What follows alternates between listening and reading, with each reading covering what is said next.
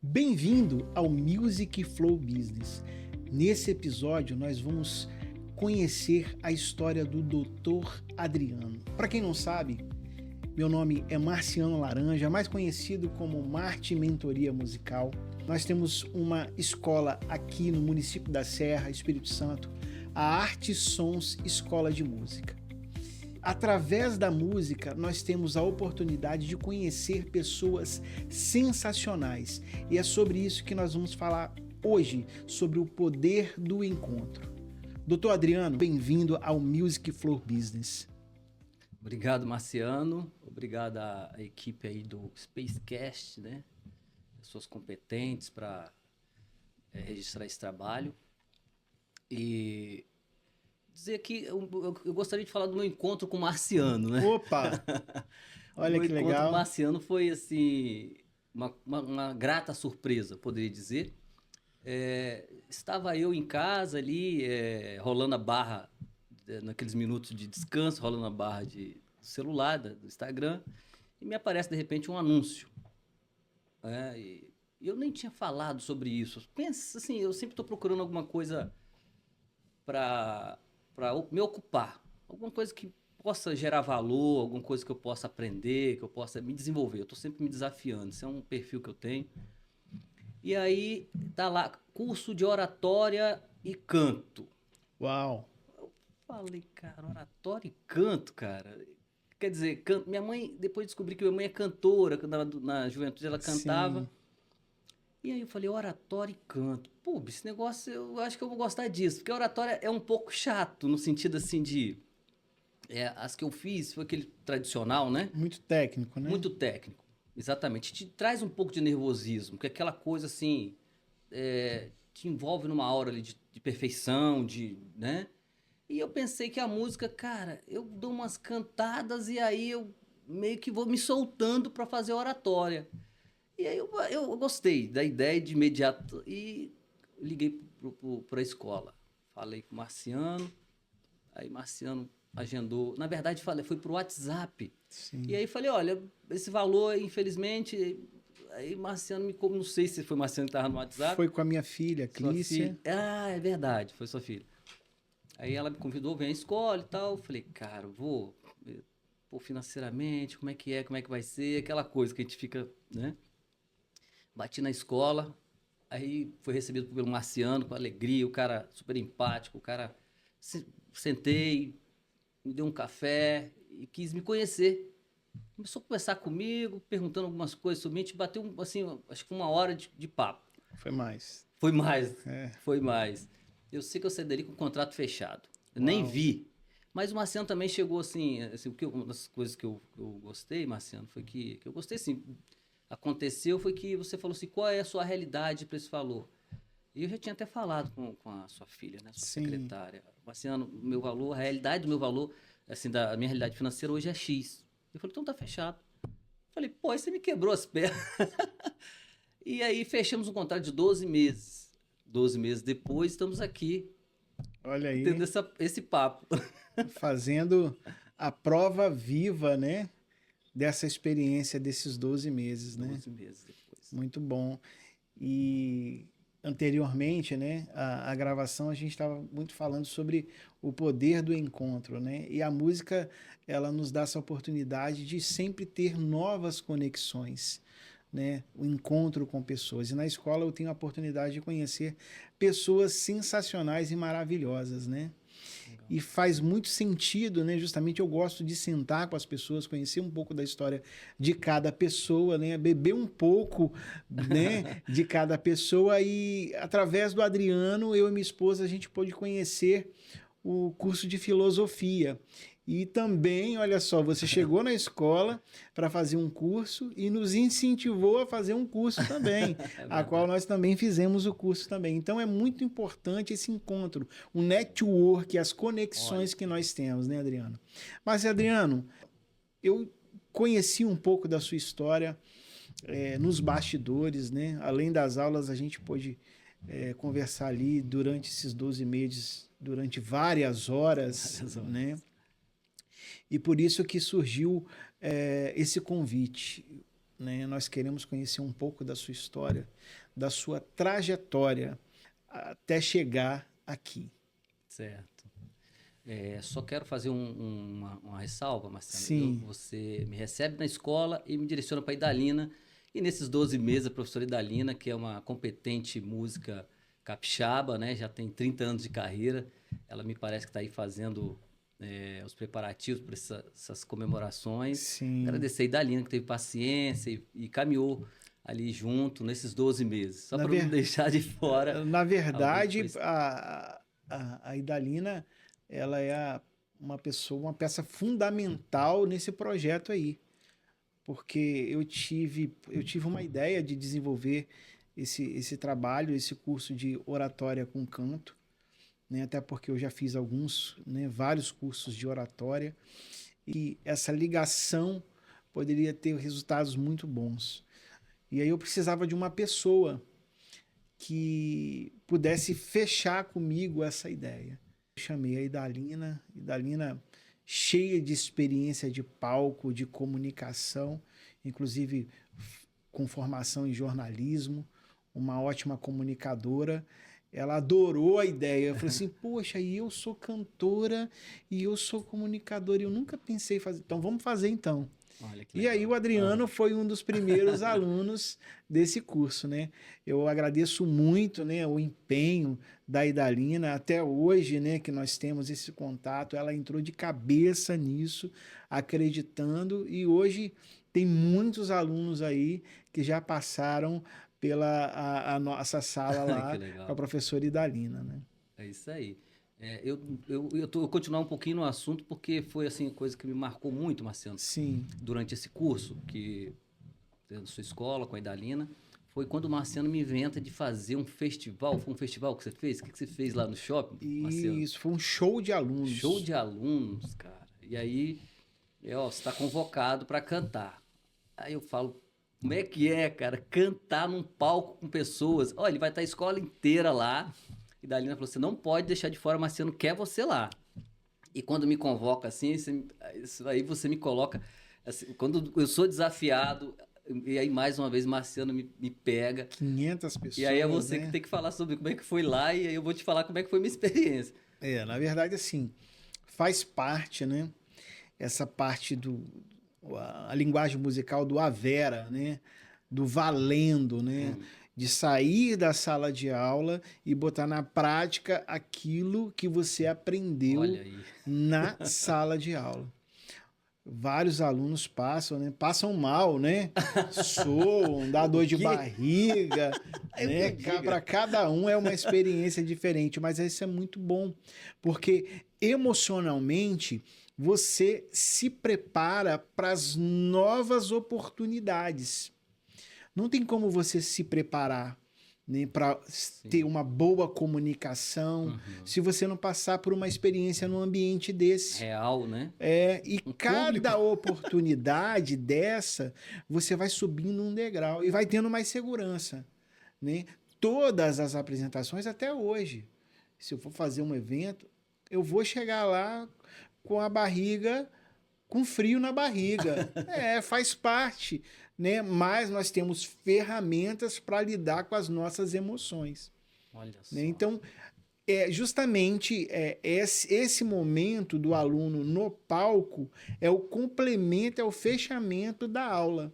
Entendeu? Por isso que a gente incentiva muito os alunos.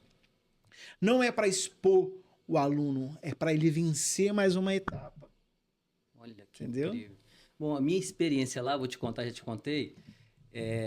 Eu chego um pouco mais cedo, sempre chego mais cedo, Não falei para ninguém que eu ia naquele evento, que eu ia querer alguém amigo meu lá, né? Falei, não, deixa eu passar essa vergonha sozinho. Rapaz, muita gente faz isso. Então, falei, vou falar para Não ninguém. leva nem pai nem mãe, deixa eu ir Na sozinho. verdade, eu falei, mas não falei a data. Porque eu não Sim. podia deixar de falar também, que era uma coisa importante. Fui para lá, acho que assim, acho que era 8, 9, 10. Eu cheguei 5 horas, suando, frio. E aí eu pude ver um show, porque ali tinha criança, cara, criança especial, né? Criança Sim. autista, subindo e cantando, os pais ali incentivando as crianças. Eu vi todo tipo de gente, de mais velho, mais novo. Sim. E eu falei, cara, que fantástico. Culturas diferentes, Culturas estilos, diferentes, né? gospel, rock, pop, sertanejo. E assim, eu fiquei observando assim, cada pessoa daquela. Eu estava numa situação de pânico total, né, te confesso, pânico, doido que chegasse a minha vez para eu acabar com aquela agonia, e demorou, e demorou. E aí, rapaz, eu fui vendo assim, as crianças, cara. Falei, gente, não posso perder para uma criança. Fui pensando assim, gente, aquela criança foi ali, a criança dando o que podia, né, da maneira que podia, os pais ali orgulhosos, aquele barril de emoções ali.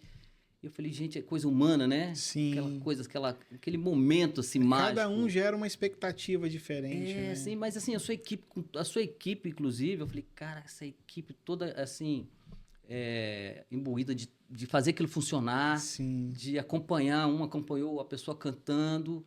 Teve um senhor lá que saiu de lá tremendo. Eu falei, rapaz, você foi muito bem, parabéns e tal. Ele falou, fui bem e tal. Gostou que eu cumprimentei, ouvi ele um pouquinho. Sim. Assim, eu falei, gente, que ambiente assim incrível, né? Certamente quem participou daquilo como eu não voltou para casa da mesma maneira. Marciano, parabéns pelo evento, parabéns pela iniciativa. Mas eu vou te falar um negócio, eu quase morro, tá?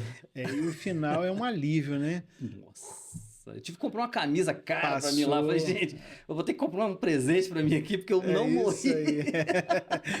Vou me presentear, né? Eu tenho que presentear. Boa, mas isso é isso mesmo. Eu tive que falar isso, Marcelo, que foi uma experiência incrível pra mim, tá? Não, que bom. É uma alegria saber disso, né? Não só pra mim, mas também pra toda a equipe envolvida, né?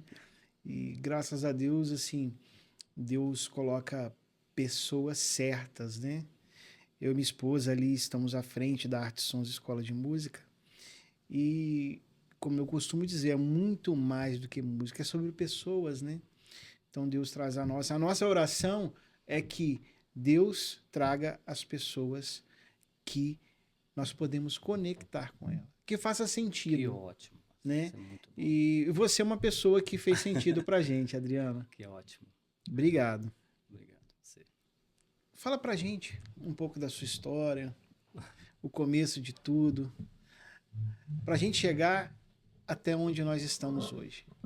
Marciano, a minha história é uma história, eu costumo dizer que é uma história muito comum, porque a história que eu vou contar aqui, acredito que milhares de pessoas no Brasil, talvez no mundo, tenham a mesma história. Porque de onde eu veio muita gente, Marciano. Eu sou meus pais, sou um filho de Antônio e Maria, o quarto filho de Antônio e Maria, de 8 filhos. Migraram do sul da Bahia, Itamaraju, Ilhéus, para o Espírito Santo na década de 80. Então, Antônio e Maria se conheceram em 1970, depois daquela grande enchente, ou um pouquinho antes, casaram-se, tiveram 4 filhos, que eu nasci na Bahia, e aí vieram para... Bom, meu pai, naquela época, com muita dificuldade, gastou a pouca herança que o pai dele havia deixado, aqueles tempos muito difíceis. E aí, Marciano, ele vem em busca de trabalho no Espírito Santo. Trabalhar no Porto Tubarão, na siderúrgica, né, da Vale do Rio Doce. E ele vem para cá e informa minha mãe, olha, eu estou indo buscar trabalho e volto em 15 dias. E esse homem sumiu, Marciano. Minha mãe ficou na casa do meu avô, né? Eu era ainda bebê de colo, de 8 meses. E minha mãe tinha acabado de ter filho, enfim, aquela questão toda. E aí esse homem sumiu. Esse homem sumiu e minha mãe falou, que fim que deu esse homem, né? Minha mãe casou com 25 anos, meu pai casou com 35 anos. para essa época, bem tardio, né? Sim. Bem tardio. Hoje minha mãe tem 82 anos. E aí, Marciano, minha mãe, uma mulher de interior, acostumada a ser babá e doméstica, né? É o que sobra para quem está no interior aí do Bahia hoje, acho que até hoje. O babá, o doméstico, é o serviço de roça, é o que sobra. E aí minha mãe veio atrás do meu pai. Mas uma mulher iletrada pega um ônibus lá e nos bateu aqui na capital, na Ilha do Príncipe, desceu ali, achou um lugar para se alojar e foi atrás desse tal desse Amaral. E aí foi na Siderúrgica do Tubarão, chegou lá, deram pistas para ela que esse homem tinha tido uma doença, que estava num hospital da cidade. Ao final de toda a correria, ela encontrou ele na Ilha da Pólvora, ali em Santo Antônio, que era um hospital que recebia as pessoas com tuberculose, que doenças contagiosas. Sim, conheço. E esse hospital ficou muito tempo ativo ali. Minha mãe chega lá, meu pai falou que chegou a chorar, minha mãe contando, né? Mulher, o que você está fazendo aqui? Cadê meus filhos? Quer dizer, aquela mulher do interior, como que você veio fazer aqui? Como que você conseguiu chegar até aqui? Porque meu pai já era um homem vivido, 35 anos, um cara super inteligente, um cara super capaz, Marcelo. Meu pai marceneiro, tratorista, um cara pescador, é um cara multitarefas, né? E casou com uma mulher de interior, você imagina, ele falou, como que você... Eu nunca imaginei que você conseguisse chegar à vitória, ainda mais me achar. Porque naquele tempo, né, era só por carta. Sim. E aí minha mãe encontra ele, retira ele do hospital, aluga uma casa e vai cuidar dele. E aí começa a trajetória toda. Minhas tias vieram, né, ajudaram ela naquele período de ficar ali, com pouco tempo. Me trouxeram, então eu começo aqui na capital aos 8 meses de vida. E aí essa história aí, você já sabe mais ou menos para onde que vai caminhando, né? Toda aquela batalha de pagar aluguel. Depois de um tempo, minha mãe consegue comprar um terreno numa invasão no subúrbio aqui da capital, né, em Cariacica, Castelo Branco. E ali nós fixamos morada, e a gente tem mais de 40 anos que a gente está ali. Né? Minha mãe está ali, eu já não estou lá, moro em Vitória há muito tempo. E aí minha mãe se fixou ali e criou 8 filhos. Né? Teve um evento que eu aos 9 anos perdi meu pai, né? E aí a vida mais uma vez dá uma rasteira assim na gente. E aí meu pai, minha mãe fica com 8 filhos, 7 filhos e 8 meses de gravidez de mais um filho. Depois de 13 anos de casamento. E aí, rapaz, eu tinha acabado de fazer 9 anos. Eu falei, e agora? Não tinha parente aqui, né? Minha mãe veio sozinha para cá, fixamos. Minhas tias voltaram para o interior. E agora, José, né? O que se faz agora? E aí aos 9, ainda criança, minha mãe volta para a Ilha do Príncipe, porque ele tinha mais condição de trabalho, e o risco também de crianças ficarem no subúrbio. Minha mãe começa a lavar para faxina. O meu pai morreu, Marciano, num acidente de carro. E aí teve um seguro DPVAT, que segurou a onda por um tempo, e ele era funcionário da prefeitura de Vila Velha. Então ficou uma pensão. Foi o que salvou, assim, para a gente realmente não ficar liso de tudo. E nisso minha mãe fazendo faxina e tudo, voltamos para a Ilha do Príncipe, e ali era um lugar que minha mãe já tinha chegado antes, conhecia algumas pessoas, poderia sobreviver melhor. E ali a gente foi se desenvolvendo. Eu conheci o mercado da Vila Rubim, que depois eu via trabalhar ali. Mas o que, assim, depois passa um tempinho, o que nós precisamos de fazer? Nós precisamos de ajudar a nossa mãe. E lá em casa é escadinha, um ano para o outro, um ano para o outro. O que a gente tem que fazer? Não, mãe, a gente vai ajudar a senhora, fica tranquila. Primeiro susto, né? E agora? Sem pai. Quem é que vai ajudar minha mãe a criar? E assim, aquela situação toda, aí a gente se juntou, não, nós vamos te ajudar. Então minha mãe ia trabalhar, a gente fazia comida, limpava a casa, cuidava dos mais novos. Um mais velho cuida do mais novo. Então essa é uma história muito comum do brasileiro, né? O mais velho cuida do mais novo, faz comida, limpa a casa e o que ganha traz para casa para ajudar na renda aqui. Então minha história é basicamente a história de um brasileiro comum. Adriano, mesmo vivendo tão pouco tempo com seu pai, qual foi o maior ensinamento que ele pôde deixar para você dentro desse pouco tempo que você teve com ele? Marcelo, eu tive pouquíssimo tempo com meu pai, né? Meu pai, ele tinha um perfil assim... Meu pai tinha um problema muito grave, Marcelo. Meu pai era alcoolista, que fala hoje em dia, né? É alcoólatra, é alcoolista. Hoje os profissionais falam em alcoolismo. Era um homem fantástico, cara. Mas o alcoolismo quebrava as pernas dele. Ele encontrava um trabalho, o cara, você podia colocar qualquer situação na Era o mão mal dele. da década, O né? mal da década, né? Então, olha aí. Acho que todo homem. Tinha um vizinho nosso também. Tinha, assim, muito parecido com meu pai, uma família parecida nordestina também, que tinha também essa doença, uma doença, né? E aí, cara, era um cara fantástico. Mas a gente tinha que lidar, às vezes, com essas recaídas dele pro álcool. E era terrível. Imagina, cheio de criança dentro de uma casa, tão desagregador. Mas o meu pai fez a nossa casa, Marcelo. Então, assim, ele comprou as madeiras e construiu a nossa casa. Isso é fantástico. Eu vi meu pai, a gente ajudava ele, né? Pregava e tal, bem feitinha. Aquele solado de madeira enceradinho que Sim, você falou comigo, minha mãe também deixava sim, enceradinho. Cercou o quintal com madeira, com ripa, né? Então ele zeloso, as ferramentas dele todas perfeitas numa caixa. Ai de quem colocasse a mão naquelas ferramentas. Um cadeadinho guardado, então um cara organizado, talentoso, um cara intelectual, Marciano, lia muito. olha, E ele é um excelente pregador. olha, E outra coisa, parar para bater papo com ele, qualquer assunto. Eu lembro que o pastor, eu era muito criança, mas eu tenho essas memórias. O pastor ia conversar com ele, rapaz, o pastor perdia. O pastor, né? O pastor querendo. Ele dava lição pro pastor, e o pastor às vezes até brigou com ele. Sua Amaral, o senhor sabe das coisas, sei que. Então, assim, muitas lições ele deixou para mim. muito bom, né? O legado que deixou para você. Adriano,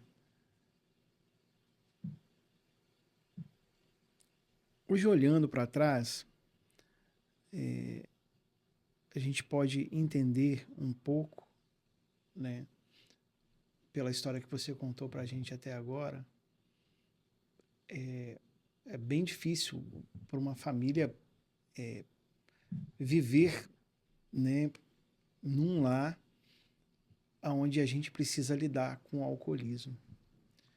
Mas eu entendo que sempre tem alguém e precisa ter uma peça fundamental ali para conduzir isso. E fala para mim um pouco assim da importância da sua mãe nesse processo familiar. Marciano, a minha mãe, assim, a Bíblia fala que a mulher sábia edifica sua casa, né? Sim, E esse versículo bíblico eu fico assim, gente, como que ele encaixa, né? Nesse perfil da minha mãe. Porque minha mãe, veja só, Marciano, ela poderia ter ficado lá na Bahia e esse homem, de repente, nunca mais voltasse, né? Esse homem poderia não voltar mais, quer dizer, me abandonou, poderia estar com outra mulher, enfim, o quanto de coisa poderia ter acontecido de ruim se minha mãe não tivesse se movimentado, Marciano. Olha só, uma pessoa que não tem iletrada, cara. Não saía para canto nenhum, lá do interior de Itamaraju. sem recurso. Sem recurso nenhum, Marciano. Como hoje é, assim, não exatamente igual, mas sem recurso nenhum de nada. Então juntou o que podia, as pessoas, pegou o que podia com as pessoas que tinha ali e parte para a vitória. Olha só que mulher é essa, né? Então ela vem para cá, retira esse homem desse hospital e fala, nós vamos vencer, né? E aí, esse homem é alcoolista dentro de casa, ela segurando a barra, trabalhando, esse homem ficava desempregado, empregado, e ela trabalhando. Então ela é a sustentação dessa família até hoje, né? É uma família matriarcal, né? Sim, Ela conduziu e conduz essa família até hoje.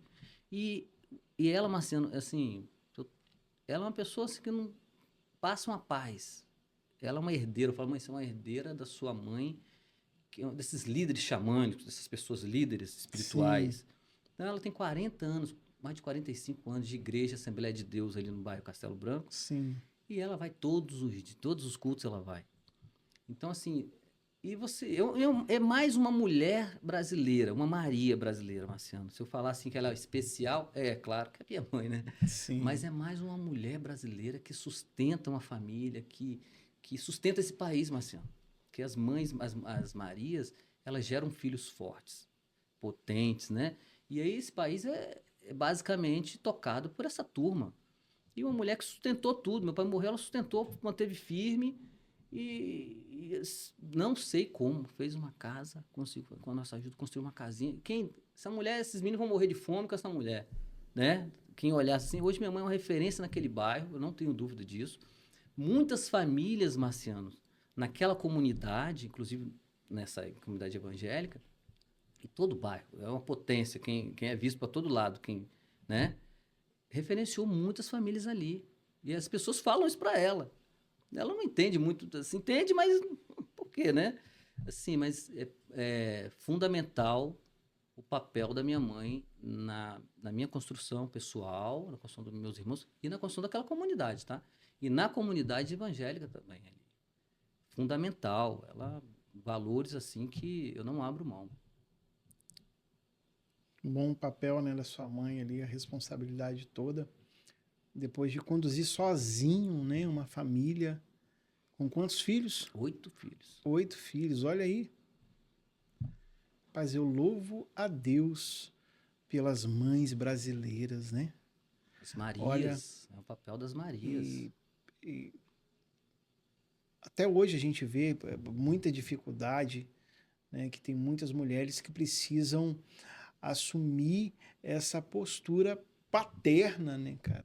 Sair de uma zona de conforto, da função primária dela e assumir uma postura em trazer provisão para casa, ensinar os filhos ainda, né? E eu vejo hoje isso ainda acontece ainda, né? A gente vive uma geração onde a gente vê muitos homens omissos, né, cara? Sim. Que as mulheres precisam tomar a frente da sua casa para gerir toda aquela família, né? Exatamente. Eu não sei de onde tiraram essa história de mulher sexo frágil. Porque lá na minha casa, e minhas tias, inclusive, minha avó teve várias meninas, teve um menino que morreu, mas as minhas tias também, assim, ó, imagina uma mulher que saiu da minha avó, né? Muito poderosa também. Meu avô teve problema de cegueira, minha mãe, minhas tias. E onde é que tiraram essa história de mulher sexo frágil? Eu nunca entendi isso, porque nunca foi a minha realidade. Sempre mulher forte, assim, fazendo acontecer. É isso aí. Adriano, então, você começou a trabalhar muito cedo, né? A sua primeira experiência. Conta pra gente, como é que foi isso, essa primeira experiência sua? Marciano, foi muito interessante, porque eu já estudava meio período, né? E aí ia para casa, estudava na parte da manhã.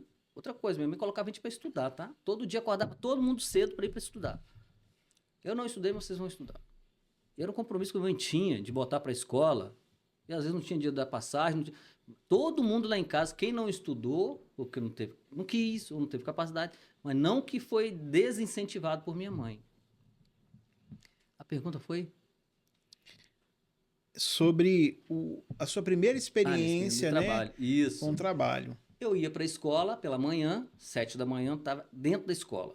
Pegava um ônibus lotado, eu e meus irmãos. E meio-dia a gente já estava liberado. E eu ia para casa de novo. E aí, eu já com 11, 12 anos, eu falei, mãe, eu queria ficar ali no Vila Rubim e tal. Que a gente tinha um amigo da época que a gente morou na Ilha do Príncipe. E a gente ficava ali, criança, no meio de banca de fruta, dá tudo certo, né? E eu falei, mas eu queria ficar na Vila Rubim ali, que na verdade, eu queria tirar o peso de ficar dentro de casa e ser mais um trabalho. Nessa questão de o que eu posso fazer para ajudar minha mãe? Então, na minha cabeça entrou isso, o que eu posso fazer para não dar trabalho à minha mãe? Eu não tinha como fazer nada, então o que eu poderia fazer não dar trabalho. Meu filho, mas lá você vai fazer o quê lá? Você não penso, não, mãe, lá você conhece o Jair, você conhece o pessoal lá, já conhece a gente e tal. E aí eu pedi ela para ficar ali na banca Vila Rubim. Eu devia ter 11 ou 12 anos. Porque ali eu ficava, comia umas frutas de tarde ia para casa. E para mim tá legal. Eu não ganhava nada, acho que ganhava era R$5 por semana, uma coisa assim. E aí, então, assim, comecei a trabalhar aos 11 ou 12 anos, vendendo na feira ali, né? Ajudava a atender na banca, não sabia pesar, não sabia muita coisa, mas podia vigiar, né? E levava uma sacola para uma pessoa, para uma senhora, colocava uns caixotes na rua ali para vender, eu passava a maior vergonha, rapaz, que eu, né, para vender aquilo, eu ficava com vergonha e tipo, passava os meninos bonitinhos, já, assim, aquela timidez, né? Mas assim, foi meu primeiro trabalho, Marcelo. Daí eu virei office boy, logo depois, depois motoboy, depois vendedor de carro. Virei vendedor de carro, já mais velho, até os 18 anos, assim. Adriano, você acredita que começar a trabalhar cedo assim acelerou o seu processo de amadurecimento? Marciano, eu não sei se o meu processo de amadurecimento com certeza acelerou, isso é uma resposta, mas assim, acho que a morte do meu pai acelerou o meu amadurecimento precoce. Porque, e aí, o que eu faço? Ou eu viro peso, ou eu sou peso, ou eu sou ajuda. Assim, eu tenho um lema na minha vida, assim, eu não posso ser o problema. Onde eu estiver, eu não posso ser o problema. Eu tenho que estar ajudando. Se eu estou numa igreja, se eu estou na sua casa, eu tenho que ver o que eu posso. Marcelo, o que eu posso fazer? Isso é uma marca da minha mãe, das minhas tias. O que eu posso fazer? Minhas irmãs, né? Eu estou aqui. Então, assim, acho que esse processo com a morte do meu pai, isso. O trabalho acabou sendo consequência. Agora, você assumir a responsabilidade muito cedo não é legal. Não é legal porque, né, a gente pode romantizar isso, pode ser bom e pode ser ruim. Para quem, né? De repente você tem toda uma cobertura e a pessoa quer trabalhar. Assim, é a minha opinião. Então pode ser bom, pode ser ruim. Mas assim, amadureci com a morte do meu pai e certamente o trabalho depois vem me trazendo, já calejando. Teve alguém que te ajudou nesse início desse primeiro trabalho, que você pôde se espelhar ou pôde pedir conselhos, que pôde te ajudar nessa trajetória? Marcelo, eu na Vila Rubim trabalhando, depois de um tempo aquele negócio estava duro, rapaz, não ganhava nada. E eu falei, meu Deus do céu. E tinha vezes que eu tinha que carregar até material de construção, porque eu não tinha nada para fazer, o cara tinha que fazer.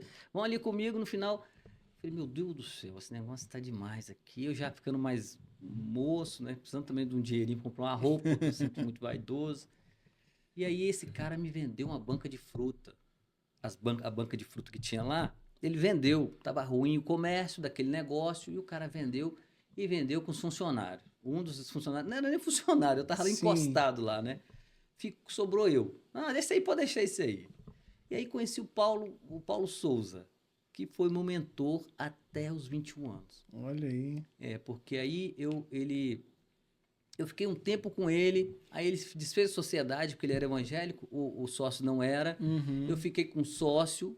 Depois de um tempo, ele começou a atender o pastor, que ele era o levita, me parece que fala que é o levita, que fazia o serviço do pastor lá. Uhum. E aí ele queria alguém para fazer o serviço do pastor para ele, né? Para dar uma terceirizada. Sim. E ele ficar um pouco mais livre. E aí passava uma vez, ó, quiser trabalhar comigo, você avisa. Ele lembra disso até hoje, a gente sempre fala sobre isso. E aí eu falei, rapaz, uma oportunidade aí, cara, sair desse negócio aqui. Me liga, outra vez, pessoal, me liga, qualquer coisa. Aí foi num domingo, eu não aguentei, liguei, e aí, pode trabalhar para você? E ele tava desesperado também. Porque naquela época, Marciano, o juro muito alto, ficar em fila de banco. Era o dia inteiro na fila do banco. Né? Não sei se você lembra, Sim. rapaz, se você não pagasse um boleto hoje, Ó. no outro dia. Aí o Paulo me chama, me convidou, e eu, meio-dia para tarde, ia ficar com ele, rodando com ele. Me botar nas filas dos bancos. Office boy É como a gente estava falando no início, é o poder do encontro, né? do encontro. Paulo fez toda a diferença na minha vida. Foi meu primeiro mentor, assim, direto. E como foi essa primeira experiência sua com o empreendedorismo? Começou, foi lá na feira mesmo?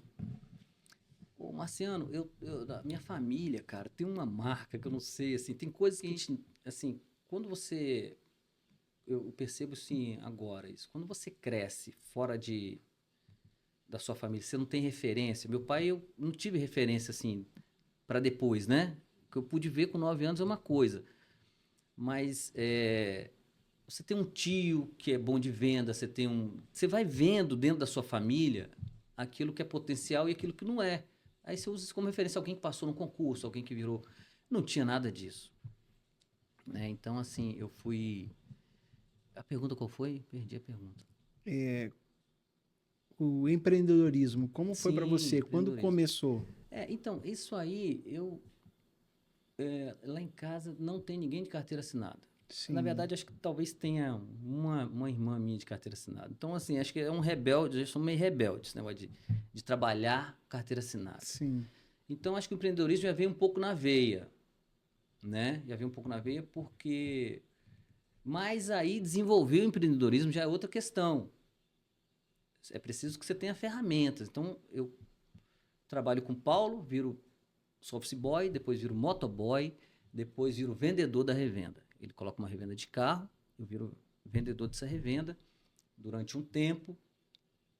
E aí, o Paulo fez a diferença mais uma vez, né? Depois daquele convite, me trouxe, me dava orientação. E o Paulo, assim, tem alguns episódios que você leva para a vida. Ele falou, quando eu te der uma missão, você não volta sem completar ela. Porque você me gera 2 problemas.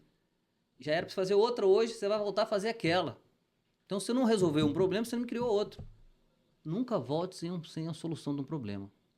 E eu, regalei os olhão, porque eu ia nos endereços, não sabia, criança não sabia perguntar, como é que eu faço aqui? Vergonha, né? E, enfim, voltava com aquilo. Ele falou, não volte. E outra coisa que ele falou, uma cena interessante, falou assim, olha, nunca minta. Eu quero sempre, você sempre vai falar a verdade, depende das consequências. Tá bom? 2 lições que eu aprendi, assim, aprendi muita coisa com o Paulo. Mas essas 2 já bem antes. E o Paulo, ele sempre ensinava assim, colocando você de frente pro fogo. Ele falava assim, faz aí você. O dinheiro tá aqui. Ele falava assim, o dinheiro tá aqui, quem quer achar carro aí para comprar, compra, vende, se vira. Então você era responsável. Você tá entendendo? Deixa aqui o dinheiro, eu tenho aqui uma soma, você sabe comprar, sabe vender, se vira aí. Você tem 10% da compra, 5% na compra, 10% na venda. Então já me colocando de frente com as coisas, me dava lista assim, ó, tá aqui, vai lá e resolve, uma lista de coisas, vai lá e resolve.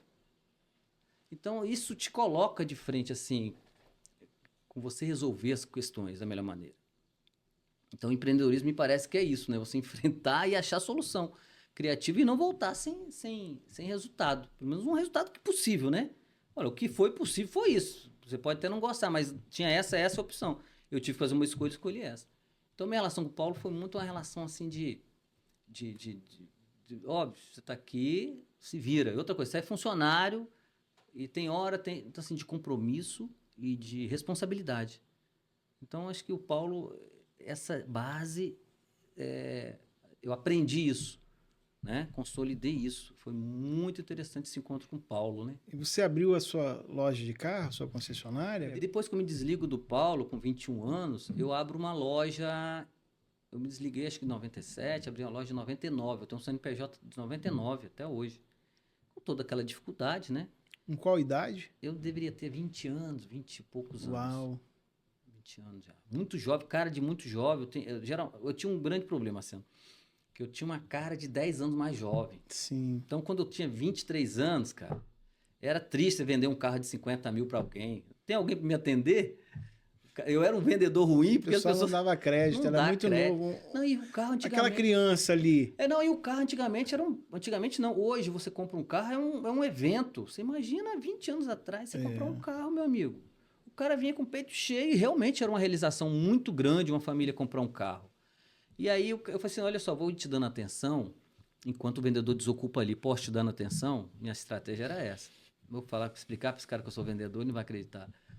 E aí, rapaz, eu tinha essa dificuldade, mas assim, fui tocando. Adriano, você gosta muito de estudar, gosta muito de buscar novas experiências, né? Conta pra gente, como é que entrou a graduação na sua vida? Como é que foi a busca? Agora eu quero ser um advogado. Como é que foi essa transição do dono de lojas de automóveis para advocacia? Uma cena interessante, né? Porque a minha...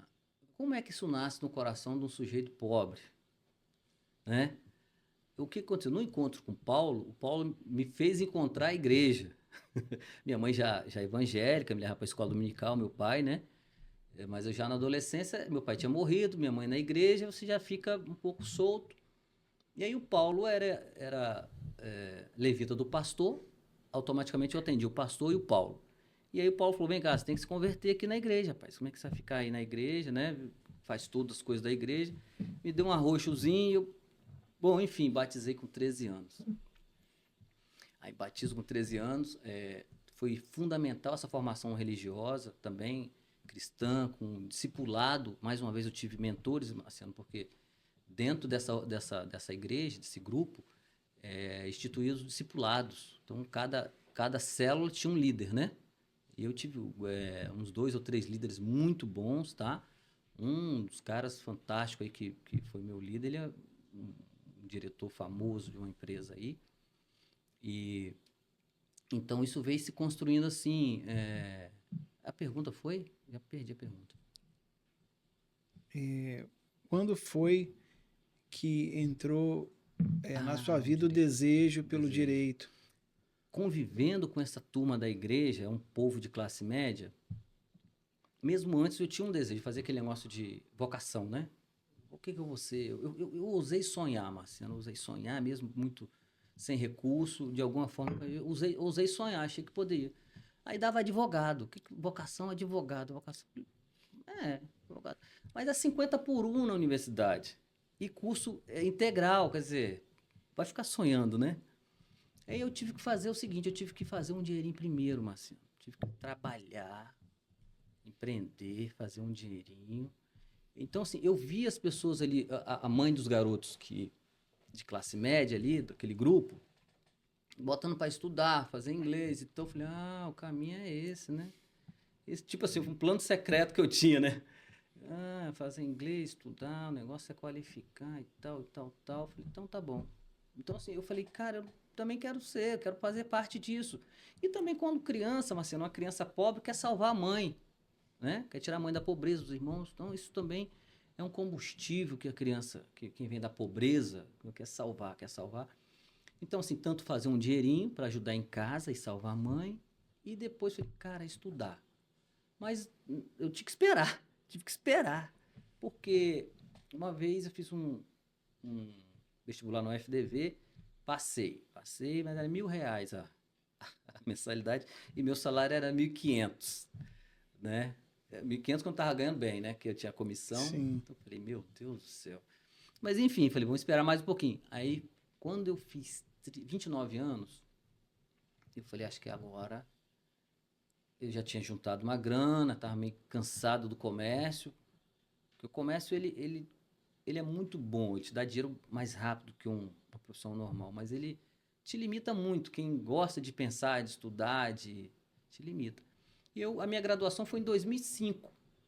Eu entro em 2000 e saio em 2005 da faculdade. Não, perdão. Entro em 2005 e saio em 2010. Então eu tive que esperar por toda essa... né? Sonhei, depois falei, acho que agora é a hora. E aí fiz a graduação, 5 anos, Favi Finac, uma turma grande noturna. Aí com isso eu tinha outras atividades no meio disso. Eu tinha uma lanchonete, tinha uma venda de carro. Assim, porque eu precisava de me manter, né? Ajudar quem eu tinha que ajudar. Mas estudar, lanchonete, loja de carro. E dar conta da faculdade. Correria, né? Correria. Pesada. E você conseguiu? Como é que foi equilibrar tudo isso? Foi uma loucura. Mas eu sabia, Marcelo, desde muito cedo, Marcelo, eu sei que não tem ninguém por mim no sentido financeiro. Você tá entendendo? Assim, sou eu por eu, assim, não tem ninguém que vai me salvar. Então não tinha, assim, não tinha.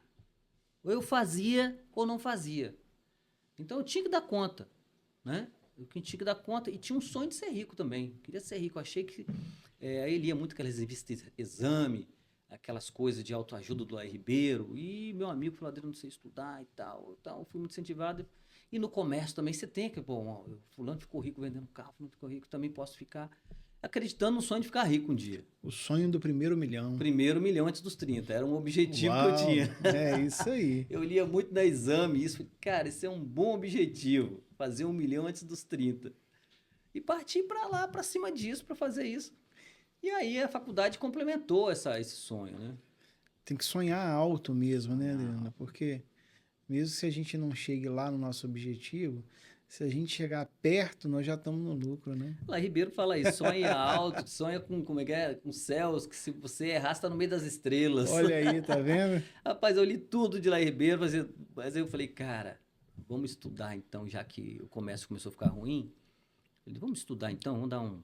Porque a parte intelectual grita muito, né? Assim, quem gosta de estudar, de ler, de aprender, fica muito enclausurado também, se você... Só porque dá dinheiro, uma função, entendeu? Acho que é importante você... A vida é uma só, você também explorar outras possibilidades, porque senão você ganha dinheiro e continua pobre. O pessoal fala que tem gente que é tão pobre que só tem dinheiro. Eu fiquei muito preocupado com isso, Marciano. Se desse certo os milhões que eu supostamente fosse ganhar... E eu olhei alguns homens que tinham ganhado muitos milhões e eu falei, cara, eu não quero ser um cara desse. Não tem nada de errado com o cara, Marciano. Assim, para mim, Sim. Né? Não posso falar assim que o cara tá feliz lá na condição, mas para mim, se eu ficasse milionário naquela condição, eu ia estar muito pobre. Então, assim, tem coisas da sua natureza que é importante se dar atenção. Se você quer ir para música, se você quer ser um intelectual, assim, só para pontuar que para além das questões materiais que você tem que conquistar, e é importante, as questões também de pessoais, você dá valor a se desenvolver em áreas que você gosta, que você acha que se é na religião, se é na filosofia, se é... Não sei. Assim, cuidado para não ficar só atrás do dinheiro, cara. E é bom o dinheiro, não é ruim não. Mas cuidado, porque... te rouba um tempo precioso que você não compra depois. Não. Então, assim, eu tive esse cuidado, tive essa atenção e eu estou muito bem, assim, né? Falta o dinheiro, sempre falta, mas, assim, realizado, assim. Adriano, como foi trocar essa identidade, né, de vendedor de carro, desse envolvimento no ramo automobilístico para advogado? Foi interessante isso, Marciano, mas assim, a ideia de ser advogado, eu fico sempre trazendo assim, esse cara pobre lá, né, sem recursos, sem perspectiva, sem referência, pensar em ser advogado, né? Isso que me intriga, né? Mas eu fazia muito assim, depois que eu vi essa turma da igreja, essa turma da classe média, eu comecei a observar, indo para os bancos e tudo, tendo uma relação um pouco mais próxima com essa turma da classe média, vendo caixas, aquela turma toda, e ouvindo e lendo, comecei a ler muito.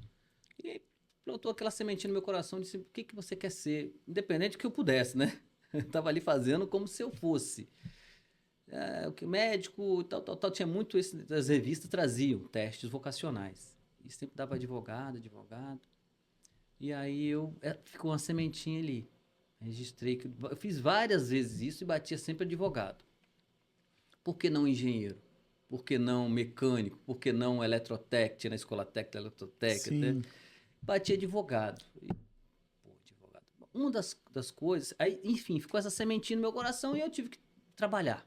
Correr atrás e quando pudesse, iria fazer. Mas assim, Marcelo, o que me guiou, assim, porque tem uma energia que guia a gente, pelo menos no meu caso, que foi de uma situação muito adversa e você usa uma situação adversa. Eu usei a situação adversa para potencializar em energia e canalizar, foi assim, dar orgulho à minha mãe. Ser um orgulho para minha mãe. Eu queria que minha mãe me apresentasse como orgulho. Não eu, né? Assim, da minha parte, o que eu poderia fazer por minha mãe, que estava naquela condição adversa, e vencendo, impotente, mostrando toda a sua potência. Eu falei, cara, eu preciso dar orgulho à minha mãe. Eu tinha isso no meu coração, salvar ela ou dar orgulho à minha mãe. Então, ficou essa semente. E aí, eu meio que que canso, entrei meio em estafa, Marciano, no negócio do carro. Tem quando você enjoa, fez a vida toda uma coisa, enjoou, de repente, na verdade, chegou aos 28 anos, cada 7 anos, dizem os orientais, que a gente tem uma transição, né? E aí, com 28 anos, eu tive que repensar a minha vida. Eu estava com uma vida confortável, né? Pude ajudar minha mãe em algumas coisas, não salvá-la como queria, pude fazer alguma coisa pelos meus irmãos, aquilo que eu pudesse, né? Não pude salvar ninguém, mas dar um suporte. E aí eu pensei assim, o que eu quero da vida? Já com 28 anos, já tinha um apartamento, já tinha alguma grana, 29 anos. Aquela crise. Eu sei que eu fiquei quase uns 6 meses, um ano assim, dormindo cedo, em crise. Eu sempre tenho umas crises bem pesadas. E aí, cara, eu resolvi que eu tinha que mudar. Eu tinha que mudar. Tava me sentindo mal, não queria mais vender carro. Deu um síndrome de pânico de andar na rua, deu síndrome de pânico de atender um cliente. Foi bem violenta a coisa, né? Pouca gente sabe disso, que a gente acaba não compartilhando. Mas foi uma crise bem violenta, sim, mas uma crise mesmo existencial. E aí eu revi todo assim, os amigos que eu tenho, o que eu estou fazendo, para onde eu estou indo, isso está me levando para onde. E revi tudo isso e cheguei ao ponto assim, cara, estou perdendo meu tempo com várias coisas, então vou fazer minha faculdade. Uma coisa que eu queria sempre fazer antes, né? Revivi esse sonho e eu fui fazer a faculdade. Entrei na faculdade e aí, né, tive que ir mudando minha cabeça aos pouquinhos, Marcelo. Mas assim, quando tá pra formar, eu falo, cara, vou botar um terno, uma gravata. Mas pra turma do carro que anda bem à vontade, tem seu estilo, era uma mudança da vestimenta. E quando alguém olha alguém de gravata, meu irmão, muda tudo, cara. Você bota um terno, você, qualquer pessoa, e depois tira esse terno. A recepção é outra, a visão é outra. E você grita que é advogado, rapaz. Você tem que estar macho pra você falar que é advogado, tá? Porque a sociedade olha o advogado de uma maneira muito positiva, claro, porque o advogado é essencial à justiça, Marciano. O advogado não é alguém que pode ter ou não. Se não tiver o advogado, não existe esse processo do judiciário. Isso não existe. O judiciário não existe a democracia, esse processo legal, esse sistema que a gente conhece, não existe. Então, olha o peso que o advogado tem. O advogado é o guardião da Constituição. Então, olha só, se você tiver sendo violado um direito seu, você vai chamar quem? Você chama o juiz? Você chama o advogado para intermediar isso, fazer a interpretação da lei e exigir que cumpra a legislação, né, que você está sendo violado ali. Então, o advogado é essencial. E aí caiu o peso. Falei, cara, advogado não é qualquer coisa, não. Agora eu tenho que ser advogado, meu irmão. E bota um terno e tal, e toda aquela coisa, né? As pessoas costumavam te ver de uma maneira, te ver de outra. E aí eu senti a necessidade, Marcelo, logo no 10º período, primeiro semestre. E eu falei, cara, eu fiquei preocupadíssimo com isso. As pessoas iam me perguntar coisas, eu ia ter que me posicionar, eu ia ter que falar bem, eu ia ter que ser o advogado. Chegou a hora de ser o advogado. Você estudou, hoje é a hora de ser o advogado. Eu falei, cara, o que eu tenho que fazer? Aí me surgiu um curso, Técnico de Expansão das Consciências. É um curso muito famoso entre a classe média aí, classe média alta. Chama-se Avatar. Fiz nos Estados Unidos. Conheci uma Marlene ali em Pradinhos, ela conversou, convenceu, fiz o primeiro curso, o primeiro módulo, e aí fui para os Estados Unidos. Fiquei 15 dias nos Estados Unidos fazendo esse curso. E foi fundamental, assim, para me ajudar naquele momento. Porque eu precisava de dar uma volta, uma virada, Marciano, de chave. Cara, mas como que eu faço isso? Então, esse curso, fiquei 15 dias nos Estados Unidos, cara. Aproveitei para tirar uma folga também. Começar a dar uma respirada, porque eu estava sempre naquele, né, duro ali do comércio. Tendo que ganhar, tendo que juntar, não podia gastar. E volto de lá, assim... eu não sei explicar se é igual PNL ou Avatar, porque eu não fiz PNL. Uhum. Mas muita gente que fez PNL. Tinha uma mulher famosa dando uma escola aí, que estava lá também. E aquele curso me colocou assim, de frente comigo mesmo, assim, no sentido assim, quem você é, o que você está fazendo e o que você quer. Você está em busca disso, você está olhando para onde? Se você quer uma coisa, você sabe quem você é, você está, assim, controlar sua mente, saber o que é mente, o que é desejo, o que é impulso, Foi antes ou depois da filosofia? Foi antes da filosofia. Por isso que foi fundamental. Foi fundamental porque naquele momento... Início do processo de despertar, né? Exatamente. Eu, na verdade, desperto quando eu dou essa virada dos 30 anos. Tem coisa que não me atende mais. Falei, gente, não é uma Ferrari mais que vai resolver meu problema. Se eu tiver Ferrari hoje, não resolve meu problema. Você entende que antes era a Ferrari que resolvia, até os 28, 29. Para mim, eu queria uma Ferrari, né? Não uma Ferrari, mas assim, tá numa situação de... Sim. Depois eu falei, ué, já não é mais a Ferrari. Os amigos, esse métier não me interessa mais. E aí era ser, Marciano, não era ter mais. Eu precisava de ser. E como é que eu faço para ser agora? Encontrei a Marlene, também uma facilitadora que me levou para os Estados Unidos. Fiquei lá 15 dias nos Estados Unidos. E aí volto de lá, desperto. Só que você tem que se manter desperto, Marcelo. Não adianta você despertar e depois... Você tem que se manter desperto. E aí fui advogar. Fui advogar. Na verdade, não tinha minha carteira ainda, porque eu não tinha formado ainda. Peguei minha carteira em 2012. Formo em 2010, redondinho. Alguns amigos já tinham passado na OAB, mas como eu fui para os Estados Unidos, eu dei uma... Formo em 2010, dezembro. 2011 eu falei, cara, eu preciso descansar. Eu tinha saído da lanchonete, tinha acabado meu contrato. E a loja já estava bem assim, esgotado, não tinha mais condição. Aí fiquei um ano, esse ano é meu. Comprei um carro zero, fui para o sul do país, desci rodando, dirigindo com amigos, segui, fui até o sul, assim, parando, celebrando aquele momento que para mim tinha sido uma vitória muito grande, Marciano. Cara, eu tinha formado em Direito. Muita coisa, cara. Mas muita coisa que você não tem noção. Até chegar ali, né? Cara, muita coisa se resumiu ali. Porque ninguém olhava para quem é que esse cara... Você tá entendendo? Muita gente falou assim, eu nunca acreditei que você... O meu vizinho lá falou assim, como que você conseguiu isso, cara? Minha filha só fez isso, quase que não pega carteira, quase que ela não consegue advogar. Minha filha só fez isso a vida toda. E o impacto disso na vida das pessoas também, Marcelo. Teve uma pessoa que aprendeu a ler e escrever. Teve uma pessoa que formou em Direito. A filha dessa pessoa que formou em Direito. Rapaz, foi uma bomba. Eu não fui atrás, fiquei sabendo, mas imagina que se eu ficasse procurando, assim, de fato. Mas, assim, tal importância que é para mim e também para o meu entorno. Sim. Certamente eles não apostavam isso em mim, não via capacidade. E aí, cara, eu vou... Se o Adriano conseguiu, eu também consigo. É mais ou menos isso. Um cara desse conseguiu, meu irmão. E até hoje tem amigo meu que não conseguiu a OAB. Tá? Isso não é um demérito. Cada um tem uma condição, Marciano, tem ali uma vocação. Às vezes você está forçando uma coisa que não é para você. Sua área administrativa, sua área é outra no direito. O direito é muito bom. Mas advogar, você tem que ter características diferentes. É pra gente meio doido advogar. Mas, enfim. Aí eu faço esse curso lá, desperto, formo. E aí, na formatura, fico um ano sabático. Eu precisava daquilo, Marcelo. É necessário tirar um tempo pra gente. Cara, você não é uma máquina, você não é um robô. Você tá entendendo, Marcelo? Por mais duro que você haja com você mesmo, você tem que ter um tempinho pra você, cara. Um ano, fiquei à toa.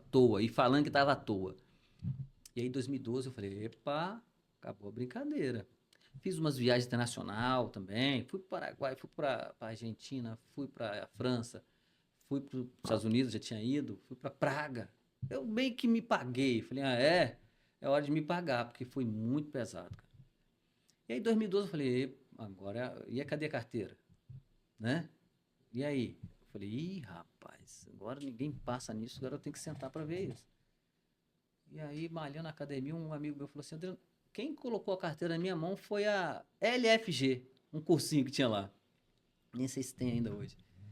Eu ouvi aquilo, bateu assim em mim, Marcelo, tuf! Eu falei, peguei. Não pensei mais nada. Mas antes eu tinha tentado, eu me meti a ser muito bom de cela, dentro de casa mesmo, 3 meses antes eu começava. Ficava 5 pontos, Não, meu Deus. No outro, 6. Caiu um. No outro, eu falei, gente, já chega. Agora é porque eu tava ainda na revenda de carro, né? Tava na revenda de carro e fazendo Sim. isso. Eu falei, rapaz, esse cara deu essa dica. Pum. Eu falei, opa, peguei isso aí. Sabe? Eu falei, peguei, velho. Botei minha bunda, senta. Esquece tudo. Concurso, cursinho. Todo dia à noite saía da revenda e ia para concurso. Quase morria, porque é muita coisa, mas é muito conteúdo. E era aula online, pum, pum, pum. Tinha dia que eu saía da sala, não aguentava. Insisti. Fui para a prova. Aí passei na primeira etapa, rapaz. Eu tinha 2 etapas, passei na primeira etapa. E aí eu escolhi direito civil. Direito civil é uma loucura você procurar você escolher direito civil, porque a infinidade de coisas que pode cair é muito grande. Penal tem peças já pré-estabelecidas, trabalhista. Esse, eu falei, pô, mas é isso que eu gosto. Você tá maluco? Ah, é isso que eu gosto. Aí fui fazer. Eu sei, cara, que aí meu amigo falou, você? Ele não tinha passado, mas achava que eu tô... Você? É, tô aí. Eu tô acostumado com isso, né? E aí fui fazer a prova, cara. Rapaz, Marcelo, quando eu sento lá, eu abro a prova, eu falei, olhei, tem alguém de sacanagem aqui, cara. Olhei pra lá, olhei pra prova de novo, olhei pra lá. É pegadinha, caiu a questão que eu tinha... A única questão que eu tinha estudado, Olha. de discursiva. Lembro como se fosse hoje. Uso capião urbano 250 metros. Eles tinham dado várias peças, porque podia cair uma infinidade de peças. Eu olhei aquilo e falei, tá de sacanagem. Olhei para um lado, olhei para o outro. Não, tem alguém de sacanagem comigo aqui, cara. Só me tomar essa prova aqui que não vai. Não tem, você vai para a prova sem saber de nada, meu chefe. Você tem as questões, né? São 90 questões, objetivos, passou essa etapa, beleza. A segunda etapa, dia 10 você volta. E qualquer peça, você tem que fazer uma peça prática profissional. Tem que ir ali, vai te dar um caso, você vai descascar o caso. E tem pontuação. Cada vírgula que você esquece ali vai fechar. E eu olhei aquela coisa, tá de sacanagem? Não é, não. Olhei de novo. Bom, fiz a peça. Perfeita. Um pontinho aqui, perdi, mas puf, passei. Rapaz, você imagina o peso, Marciano. Imagina se eu não conseguisse isso. Porque o curso de Direito, você pode empurrar com a barriga e vai ali, né? Mas a prova da ordem é a Vera, é aquilo que você falou ali, né? É você entrar de frente ali. E é um reconhecidamente muito difícil. Muito difícil, um nível bem alto. E eu tive essa felicidade. Nesse cursinho, eu fiz essa peça prática profissional e foi me entregue. Ih, rapaz, isso foi uma alegria. Aí eu saí mostrando essa carteira. Teve gente que não quis nem olhar a carteira. Teve gente que jogou no chão. Que isso, rapaz? E a partir daí eu falei, cara, bicho, você vira outra pessoa, porque as pessoas têm uma expectativa negativa. Você chega com positivo, você acaba com a pessoa. Você olha na cara das pessoas. Eu não, rapaz, vai ter que fazer um podcast para te falar das reações depois dessa carteira. A pessoa fica constrangida com você. Assim, rapaz, bom, enfim. E aí, cara, agora tem o desafiozinho, né? Advogar. Eu falei, meu Deus do céu, tem mais coisa. Aí o doutor Luciano Azevedo me acolheu lá no escritório, já era meu advogado, me acolheu, e eu fiquei lá uns 2 anos. Mas lá você trabalha trabalhista, criminal, civilista, é advogado de bairro, então o que você vai falar pro cara? Que você não pode atender ele? Então caí nessa, generalista, então não fui, não especializei, até mesmo porque eu precisava de saber o que eu gostava. E aí dentro do direito, você pode ir para qualquer área, concurso, você pode advogar, e advogar é a mais dura que tem. São 3 ou 4 anos de não ganhar nenhuma moeda, de pagar para trabalhar. Porque a advocacia, ela não sai na hora. Você planta, depois sai. Não tinha nada plantado. E aí, com 2 anos, eu falei, rapaz, aqui no escritório não está dando, eu preciso de inventar outra coisa. Aí, eu fui fazer, eu tinha aquele imóvel, né? Comprei um imóvel, fui empreender no imóvel, para me aguentar enquanto eu estava advogando. Mas, assim, vai para audiência, cara, que é um sofrimento. Porque você, na frente do juiz, como é que você fala ali? O doutor Luciano não tem condição de eu fazer audiência ainda. E aí, o doutor Luciano faz júri. Cara, um júri, cara. É um teatro. Você sentava lá com ele, se me pedir pra falar alguma coisa que eu tô lascado. E aí, assim, eu não sei as outras pessoas, mas como que eu saí despreparado para o trabalho? Tecnicamente, eu sempre fui muito competente tecnicamente. De construir uma peça, uma defesa. Posso dizer que sou bom nisso. Mas seria soft skill, né? Sim. Na questão ali da dinâmica, porque na realidade uma coisa é a universidade, parte técnica. E a prática profissional não tem nada a ver. É como um professor que ensina lá e subir no palco. Pode ser uma comparação. Você entende? Você num Sim. palco e você ser professor, você pode ser o melhor artista do mundo. Sim. Mas o palco é outra história, meu chefe. Cara, pior que você toca melhor que você no palco.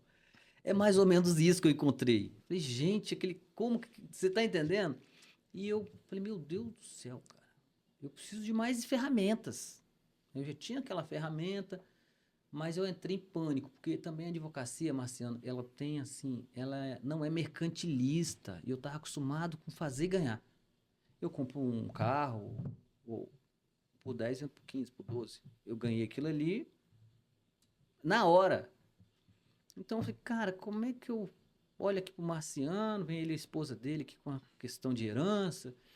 Eu tenho que entender o seu caso. É uma semente, né? É uma semente. E cada caso tem o seu tempo, né? Tem o seu tempo, Marcelo. Então, assim, você acolhe as pessoas, ouve elas, porque na verdade você vira meio um psicólogo ali, Sim. tem muita coisa que é emocional. O cara desiste de uma ação, de uma conversa que você tem uma ação contra o pai, contra a mãe, contra alguma. Você vai trocar ideia com ele, é porque ele não foi acolhido de alguma forma, algum dia, alguma vez na vida. Ele está ali vingando. Falando nisso, qual é a sua principal área de atuação? Hoje eu atuo na área civil, civilista, né? O civilista ele trabalha com contrato bancário, locação, família. Então a área civil ela é muito grande, tá? Pode fazer INSS. Essa área, na verdade, tem criminal, trabalhista, outras áreas específicas, mas o resto é tudo civilista. A área civil, né? De contrato, toda essa parte aí. O que você mais gosta na advocacia, Adriano? A advocacia, eu vejo a advocacia, o Marciano, não, assim, ela soluciona atritos da sociedade, que poderia terminar ali numa morte, numa coisa mais grave. Então, quando você entra, recentemente fiz um divórcio de um casal, até o rapaz era meu amigo, procurou, e aí ele falou, Adriano, a mulher entrou no litigioso e tal, não sei o quê, e eu bati um papo com ele, entendi qual era dele, e falei, cara, vamos tentar fazer isso em cartório, vamos fazer isso, né, porque... Então você tinha ali um atrito e eu consegui entrar e fazer consensual. Então é menos um atrito para o judiciário, menos um atrito entre as partes. Eu acho legal essa coisa de trazer uma solução, você trazer um alento, de alguma forma, o que eu faço, o que eu fiz, trouxe paz para aquela pessoa, né? Sim. Então, eu acho que a advocacia é um sacerdócio incompreendido. Né? Porque você acha que todo advogado é rico e tal, mas o cara, às vezes, você está entendendo, esse que está rico talvez não esteja solucionando, de fato, as dores da sociedade. E quais são, assim, os seus maiores desafios nessa profissão? O maior desafio, na realidade, Marciano, o advogado ele fica muito refém do judiciário, Marciano, porque você quer trazer uma solução, só que você depende do judiciário. O judiciário está abarrotado de processo, com a IA eu acredito que vai desafogar, mas hoje o maior desafio é você entregar o resultado, que demora, você não consegue, você está entendendo? Então é um desafio da advocacia, do judiciário, acho que do conjunto, né? Mas como advogado você quer entregar e não consegue. Então isso me frustra, eu gosto de entregar. Você me contrata, eu gosto de entregar. Eu fico feliz quando te entrego e resolvo. Quando eu fico em aberto, eu fico na situação... Então, o maior desafio é andar, esses processos caminharem. E o que mudou na sua vida depois, né, de toda essa experiência que você teve e a sua atuação como advogado hoje? O que mudou? Marciano, hoje, depois de toda essa trajetória, eu entendi, assim, muita coisa interessante, assim, porque ser é mais do que ter, né? Todo mundo fala isso, mas eu vou repetir, porque, de fato, ser, o que que é ser, né? Um bom filho. E aí entra a filosofia. Na filosofia, eu fui pro lado da filosofia, por quê?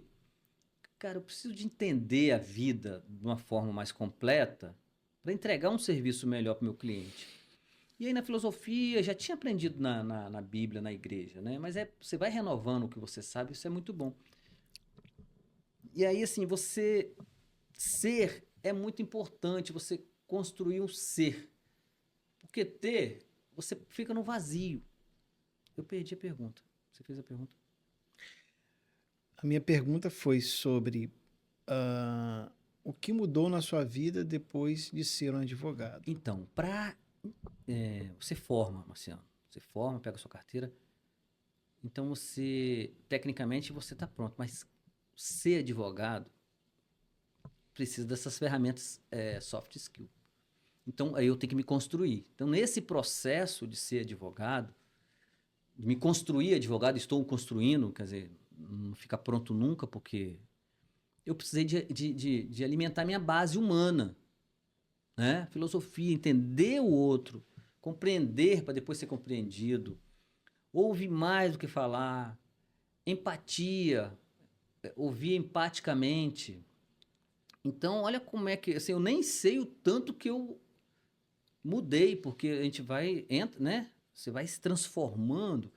Então, advogar e me trouxe também, assim, acerta, porque no direito, Marcelo, assim, você vê o nascimento das crianças, né? O pai registrando, depois você vê a morte do pai, o filho herdando, e depois você vê esse filho casando de novo, ou vê esse filho... Então, você pega a linha do tempo da vida, e aí, Marciano, você começa a falar assim, E aí, meu sócio fala, eu vi esse menino criança, doutor, peguei no colo. Meu Deus do céu, esse cara já é um homem casado. Então você vê o fio da vida passando na sua frente, Marcelo, todo dia. Uma pessoa que você viu há 20 anos vem fazer agora um divórcio, vem fazer uma questão patrimonial, você vê a vida indo. Eu falei, cara, a vida é finita, tem pouco tempo, e patrimônio serve para... Acaba dando nisso, uma vida conjugal acaba dando nisso. Você vai observando a dinâmica do humano, da vida humana. Você pode passar batido por isso, muita gente passa, mas eu não passei. Eu falei, cara, bicho, eu preciso de viver a vida assim, com mais prazer, olhar para isso e tirar assim um proveito disso. No sentido de, tipo assim, não jogar minha vida fora. Ou com uma relação ruim de casamento, ou de ter filho porque alguém falou que tem que ter filho. Então me transformou num ser humano melhor, sim, porque você olhar o fio da vida e não se achar um lugar que você se encaixa ali, cara, o que de fato é a vida, assim, né? Também não sei, mas de fato, o que realmente tem valor? É sua família, que as pessoas com seus amigos próximos.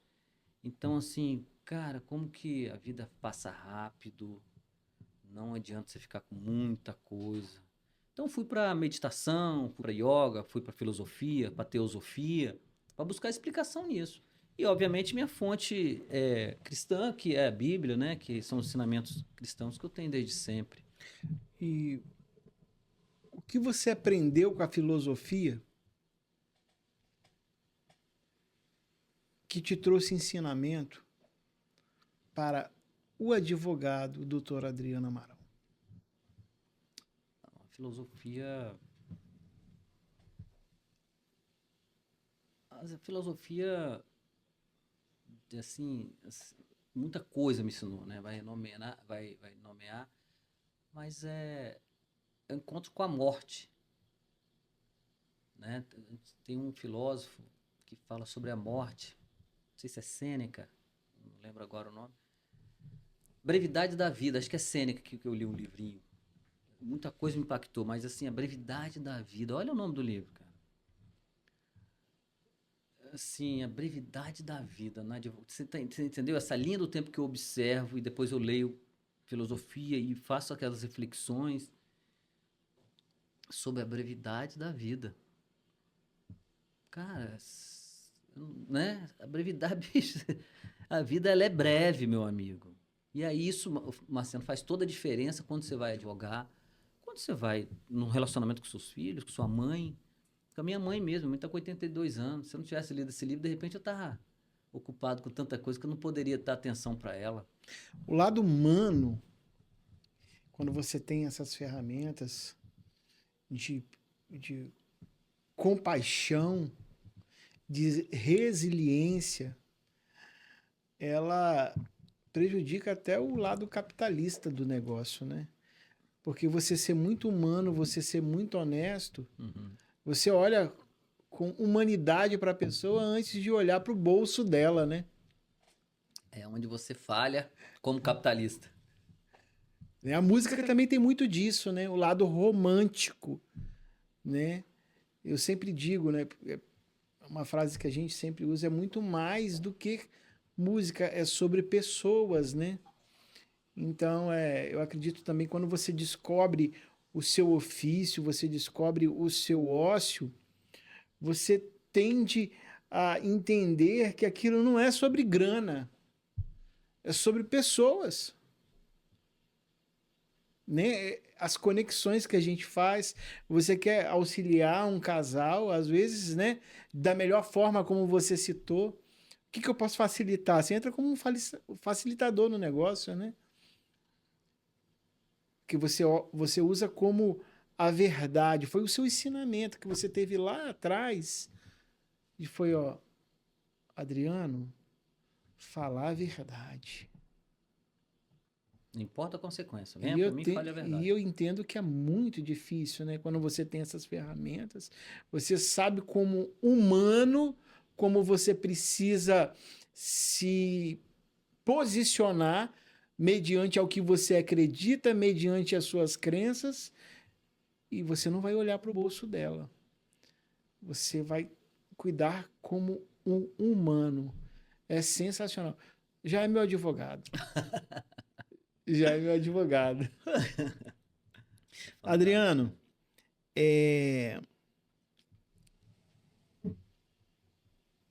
se você encontrasse hoje Dr. Adriano Amaral, encontrasse com o Adriano de 12 anos de idade, o que você diria para esse menino? Marciano, ia ser um belo encontro. Rapaz, eu vou te falar a verdade, Marciano. Eu faço aqui agora tento fazer essa visualização, né? E é muito emocionante. Mas, assim, eu não tenho o que falar para esse menino. Sabe o que eu faria? Eu daria um abraço nele, cara. Aquele abraço gostoso, assim. Ficaria abraçado com ele bastante tempo, assim. Porque, o que eu vou falar? Você entende? Eu não tinha o que falar para ele. Eu tinha que abraçar, acolher e amar, mostrar, não sei. Um abraço bem carinhoso, bem apertado. O máximo de tempo que eu pudesse ficar ali. Porque eu não sei o que assim, né? O que eu ia dizer pra esse cara, bicho. Só um abraço nele, assim, muito afetuoso e muito amoroso. E acho que ia ser uma coisa muito fantástica, cara. Muito gostosa de fazer. Sensacional. Adriano, qual foi a sua maior conquista? Marciano, eu acho que é até um pouco fácil de falar. Minha maior conquista de fato, cara. Eu não sei se eu posso falar que tenho orgulho disso, seria arrogância minha, mas é ter uma mente livre. Não é livre, porque nós estamos dentro de um contexto, né?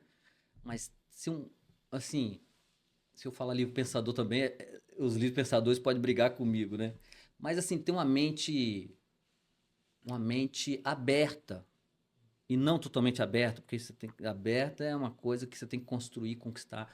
Mas você entende assim, não me fechei em bolhas. Não me deixo fechar em bolhas e nem seguir cegamente nada. Que eu entenda, né? Então eu tô sempre assim, atento. E o que eu faço? Assim, eu tive esse problema muito grande, porque saindo de muitas bolhas, eu entrei e saí de várias bolhas. E é necessário. porque naquele momento você precisa se construir ali. Mas, assim, quando eu tô perdido, e eu falo, cara, isso aqui, o que é isso aqui? Não sei como é que eu faço. Eu aprendi isso na igreja. Olha para Jesus, bota as palavras na boca de Jesus. É Jesus falando, se você é um cristão imitador de Cristo, o que você quer fazer, observe se Jesus faria, falaria ou agiria assim. Então isso me faz, assim, ter uma segurança, assim, alguma segurança, né? Assim, pô, se o meu ídolo, se eu sigo Cristo, é uma referência que eu tenho, não é ser evangélico, é ser cristão, que tem um pouquinho de diferença, né? Que as pessoas confundem. Eu sou um discípulo, né? Vamos pensar que eu seja um discípulo. Se eu me entendo um discípulo, esse cara é um modelo que eu sigo. Então, para eu sair das bolhas, eu paro, observo de longe, tô com muita dúvida. Eu boto em Jesus. Ó, Jesus, como é que é isso aí que Jesus está aqui agora, e agora? O que ele falaria? Me ajuda, não sei se resolve. Mas então, assim, uma mente livre, livre pensador e livre também dessas amarras sociais. Tem que ter uma Ferrari? Não, hoje eu não preciso mais de uma Ferrari. Precisei, mas hoje eu não preciso mais. O que eu preciso hoje? Ter pessoas que eu gosto por perto, um dinheiro no bolso, claro. Preciso de um dinheirinho, né? Eu preciso andar no carro. Então, essa coisa financeira é importante, claro.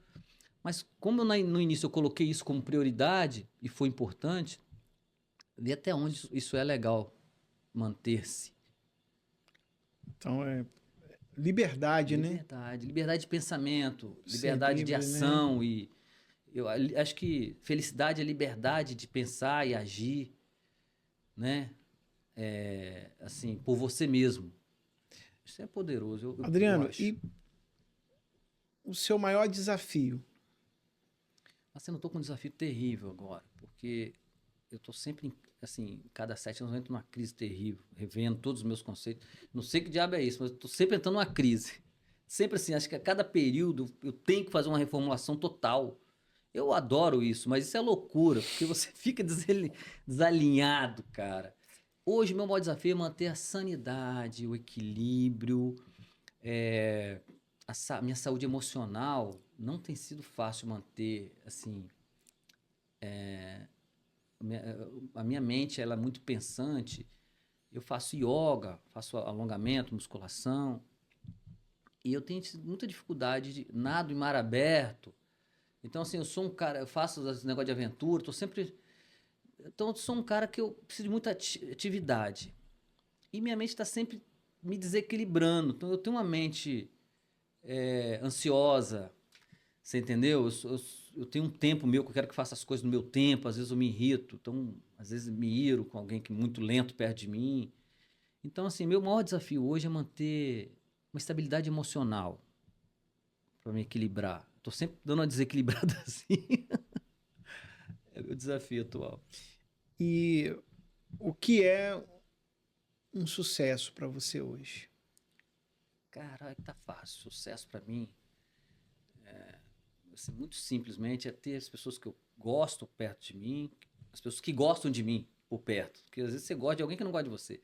Assim, que gostam de mim por perto, cultivar boas amizades, na família, né? Que às vezes, quando é possível, boas amizades, quando não é, também se afasta, porque não é porque é seu parente que você tem que lidar. Às vezes você tem que também se afastar para ter uma boa relação. Então, algum dinheiro no bolso, claro, não vamos botar pano, né? Dizer que o dinheiro não é ruim, dinheiro no bolso. Eu estou muito atento ao tempo que me resta, Fabiano, Marciano. Isso, assim, eu li Carlos Castaneda, eu te falei sobre livros que me salvou, alguns livros foram vitais na minha vida. Carlos Castaneda fala, um dos seus livros, A Erva e o Diabo, ele fala sobre, esse velho índio ensina ele, fala assim, olha, a morte é a melhor conselheira. Você sempre se aconselhando com a morte, né? Você vai morrer, você vai estar fazendo isso para quê? A gente sempre fala em dinheiro, mas uma série de outras coisas, né? Esse desgaste todo seu, você tem mais 10 anos, 20 anos, 30 anos. Você quer gastar com isso ou você quer gastar com a sua esposa, com sua família, com seus amigos, tocando, advogando com leveza, com tranquilidade? Você de fato quer entrar numa luta, por qualquer motivo que seja. Então, assim, estou muito consciente assim, de me aconselhar com a morte. Acho que sim, os próximos 20 anos, vamos pensar que eu tenha 20 anos, talvez nem, né? Ninguém sabe, mas assim, 20 inteiro, talvez a gente vá a 80 inteiro, a gente está indo um pouco mais longe, mas depois disso, Marciano, não vai. Vamos pensar 100, vamos botar 100 então pra gente. Então tem um limite para as coisas, para você viver as coisas. Então a vida ela é muito breve. E quando você se aconselha com a vida assim, você fala, cara, o que que eu quero? Eu quero tranquilidade, cara. Gente que me faz bem, fazer as coisas que eu quero fazer, sem atropelo, sem obrigação, né? Não, tem que ir lá porque eu vou ficar mais bonito. Não, bicho, tem que tá prazeroso, é desafiador de uma forma saudável. É só para ganhar dinheiro, às vezes você faz só para ganhar dinheiro também, por um período. Tô muito atento assim o que eu tô fazendo, você tá entendendo? Porque eu tenho pouco tempo, Marcelo. Tenho, né? Adriano, e que legado você quer deixar? Cara, o legado, eu quero ser lembrado como alguém que, pô, bicho, eu acho que é alguém que o meu principal objetivo assim, Marcelo, é ser uma pessoa melhor. Porque tem Kaizen dos japoneses, né? Hoje melhor que ontem, hoje melhor que ontem. Assim, eu coloco sempre isso como assim, poxa, eu quero ser um aluno de música melhor hoje. Um filho melhor. E não é tarefa fácil, estou falando assim, mas não é tarefa fácil, né? As pessoas te irritam, você sai do seu, você tem também suas questões.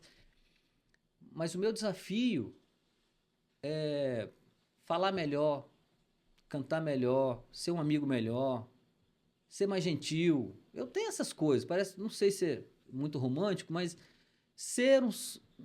Porque um profissional bom, eu aprendi na filosofia.